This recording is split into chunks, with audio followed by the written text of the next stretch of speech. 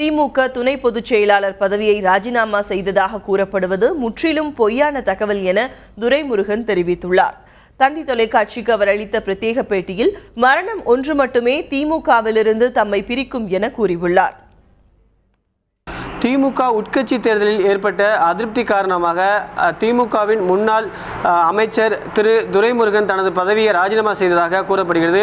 இது குறித்து நம்மிடம் பேசுவதற்காக அவர் நம்மிடம் இருக்கார். அவரிடம் நேரடியாக கேட்போம்.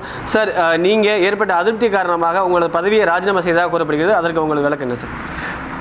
எனக்கு எந்த அதிருப்தியும் ஏற்படவில்லை. எனக்கு எந்த விதமான வெறுப்பும் திமுக கழகத்தில் ஏற்படவில்லை. நான் தலைமை கழகத்திலே ஒரு துணை பொதுச் செயலாளர், கழகத்தினுடைய பார்ட் அண்ட் பார்சலாக இருக்கக்கூடியவர். இப்பொழுது கூட சனிக்கிழமை எங்கள் மாவட்டத்தின் சார்பில் மாவட்ட நிர்வாகிகள் தேர்தலுக்கு மனு அளிக்க வேண்டும். காலையில் 5 மணிக்கு எழுந்து போய் யார் யார் போடுவது, யார் யார் என்ன பதவிக்கு நிற்பது என்று அவர்களெல்லாம் கூட்டி சமாதானம் பண்ணிவிட்டு இப்பொழுதுதான் வந்து நிற்கிறேன். இடையில் யாரோ எனக்கு பிடிக்காதவர்கள் இப்படிப்பட்ட ஒரு செய்தியை பரப்பியிருக்கிறார்கள். இதுவரை என் அரசியல் வாழ்வில் யாரும் இப்படிப்பட்ட செய்தியை பரப்பியதில்லை.